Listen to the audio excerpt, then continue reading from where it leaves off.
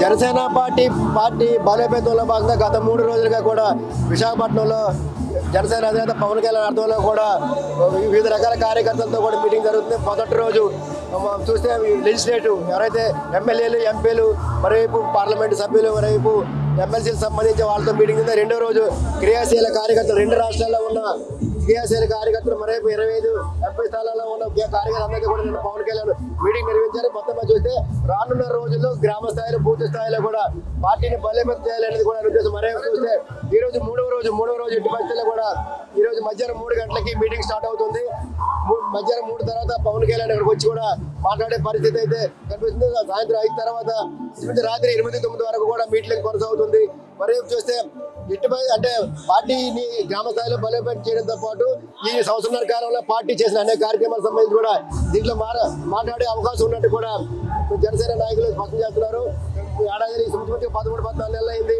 కూటమి పార్టీ అనేక సంక్షేమ కార్యక్రమం చేసింది. వైసీపీ పార్టీ దీనికి సంబంధించి కూడా ఎక్కడికక్కడే సంక్షేమ కార్యక్రమం అమలు చేయలేదంటే కూడా వ్యతిరేక ప్రచారం చేస్తే దీన్ని కూడా ఏ విధంగా దీన్ని తిప్పుకొట్టాలి, మరోవైపు కూటమిలో ఏ విధంగా సమన్వయంతో ముందుకు వెళ్ళాలనే దానికి సంబంధించి కూడా మొత్తం పార్టీ అంతా కూడా నిన్న పార్టీ కార్యకర్తలకి క్రియాశీల కార్యకర్తలకి అందరికీ కూడా ఆ పార్టీ అధినేత కూడా అందరికీ దిశానిర్దేశం కూడా చేయడం మొత్తం అయితే మనం ఇప్పుడు ఉన్నాం విశాఖపట్నంలో. ఈరోజు ఇందిరా ప్రియదర్శిని స్టేడియంలో మొత్తం అంతా కూడా ఈరోజు సేనతో జనసేన అనే కార్యక్రమానికి సంబంధించి కూడా మంచిగా ఒక 15,000 మంది కూడా కార్యకర్తలు క్రియాశీల కార్యకర్తలు అందరూ కూడా వచ్చే అవకాశం దీనికి సంబంధించి కూడా మంచిగా ఏర్పాట్లు అన్ని కూడా పూర్తయ్యాయి. దీనికి సంబంధించి మధ్యాహ్నం నుంచి కూడా మీటింగ్ కొనసాగుతుంది కాబట్టి అన్ని ఏర్పాట్లు కూడా మంచి చివరి దశకి అయితే వచ్చాయి.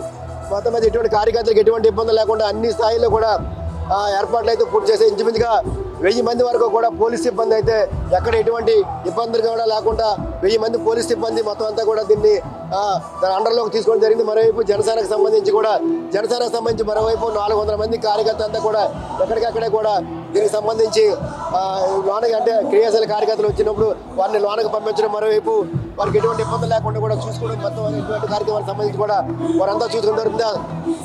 ఇప్పుడు మనతో పాటు మాట్లాడే జనసేన నాయకులు అన్న ఈ రోజు మీటింగ్ ఎలా జరగబోతుంది, ఎన్ని వేల మంది వచ్చే అవకాశం ఉంది, ఎటువంటి సెక్యూరిటీ ఏర్పాటు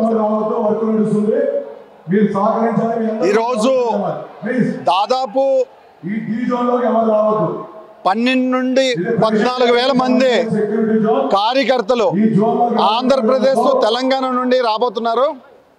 పూర్తిగా జనసేన పార్టీ ఆవిర్భావ దినోత్సవం దగ్గర నుండి అంటే 2014 నుంచి ఇంతవరకు ఇంత భారీ ఎత్తున ఇంత భారీ కార్యకర్తల సమూహంతో ఎప్పుడు జరగలేదు. దీన్ని చాలా ప్రతిష్టాత్మకంగా పవన్ కళ్యాణ్ గారు గ్రౌండ్ లెవెల్లో ఒక బలమైన పునాది వేయడానికి చేశారు.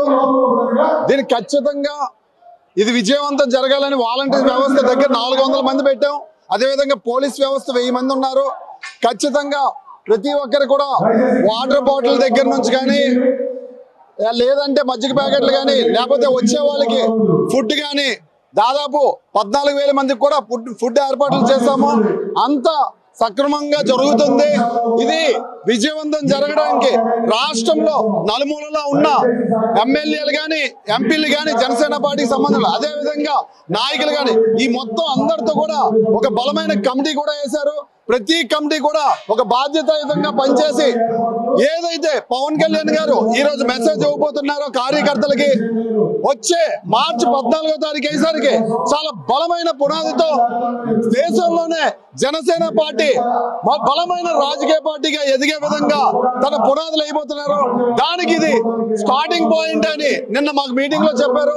ఖచ్చితంగా ఇది సభ విజయవంతమై అందరికి కూడా జనసేన పార్టీలో ఒక బలమైన స్ట్రాంగ్ బేస్ కనబడే విధంగా అలాగే విధంగా కార్యకర్తలకి నూతన ఉత్సాహం తెచ్చే విధంగా ఈ సభ జరుగుతుందని కోరుకుంటున్నాను. మీటింగ్ జరిగే అవకాశం ఉంటుంది. ఇది 1 గంటకే ప్రారంభం అవుతుంది. పవన్ కళ్యాణ్ గారు 3-4 ఆ టైంకి వస్తారు. ఇది సాయంత్రం 7-8 వరకు మీటింగ్ అవుతుంది. కార్యకర్తలను ఉద్దేశించి మాట్లాడుతారు. అదేవిధంగా కళ్యాణ్ గారే కొంతమంది కార్యకర్తలను సెలెక్ట్ చేశారు. వాళ్ళు స్టేజ్ మీద కూడా కొంతమంది మాట్లాడే అవకాశం ఇచ్చారు. ప్రతి ఒక్కరు అభిప్రాయం ఒపీనియన్ తీసుకొని ఈ సభ ఒక పునాదిలాగా ఒక బలమైన మెసేజ్ ఇచ్చే విధంగా ప్రతి కార్యకర్తకి కూడా మాట్లాడే హక్కు ఇన్ని సంవత్సరాల నుంచి కష్టపడుతున్న ఎవరైతే కార్యకర్తలు ఉన్నారో వాళ్ళకి బలమైన ఏ అవకాశాలు కానీ ఏదైతే ఉన్నదో అవన్నీ ఇవ్వడానికి రెడీగా ఈరోజు సభ ప్లాన్ చేసుకున్నారండి. చూస్తే మధ్యాహ్నం అంటే 1 గంటకి అయితే సభ ప్రారంభమవుతుంది. కార్యకర్త అంతా కూడా మాట్లాడతారు. మరోవైపు పవన్ కళ్యాణ్ 3 సార్లు వస్తారు. రాత్రి 7 వరకు కూడా సభ కొనసాగవలసి వస్తుంది. రాష్ట్రం నలుమూల నుంచి కూడా వేల మంది కార్యకర్తలు రాబోతున్నారు. కార్యకర్తలకు కూడా స్టేజ్ మీద మాట్లాడే అవకాశం కూడా ఇస్తున్నట్టు కూడా ఇక్కడ ఉన్న జనసేన నాయకులు స్పష్టం చేస్తున్నారు. మరోవైపు చూస్తే పార్టీ బలోపేతానికి రానున్న రోజుల్లో పార్టీ రాష్ట్ర స్థాయితో పాటు దేశ స్థాయిలో కూడా అభివృద్ధి చెందే విధంగా రూట్ స్థాయి నుంచి కూడా గ్రామ స్థాయి నుంచి కూడా పార్టీని అభివృద్ధి చేసేందుకు కూడా ఇప్పటికే కూడా మాకు దిశానిర్దేశం చేశారంటూ కూడా జనసేన కార్యకర్తలు స్పష్టం చేస్తున్నారు. మొత్తంగా చూస్తే ఈరోజు ఇక్కడ జరిగే బింజాపురి స్టేడియంలో జరిగే కార్యక్రమం సంబంధించి కూడా ప్రతి ఒక్క కార్యకర్త కూడా 2 రాష్ట్రాల్లో కూడా ఎదురు చూస్తున్నారు. పవన్ కళ్యాణ్ ఏం మాట్లాడతారు, వైసీపీ పార్టీ చేస్తున్న విమర్శలకు ఎటువంటి తిప్పు కొడతారు, లేకపోతే పార్టీకి సంబంధించి ఎటువంటి దిశానిర్దేశం చేస్తారు అనే దానికి సంబంధించి కూడా ప్రతి ఒక్క కార్యకర్త కూడా ఎదురు చూస్తున్నారు. ఇక్కడైతే 12 నుంచి 15,000 మంది ఇక్కడ రాబోతున్నారు. దీనికి సంబంధించిన ఏర్పాట్లన్నీ కూడా పూర్తయ్యాయి. వీడియో జర్నలిస్టు సూర్యతో Ramu, BBC on TV, Visakhapatnam.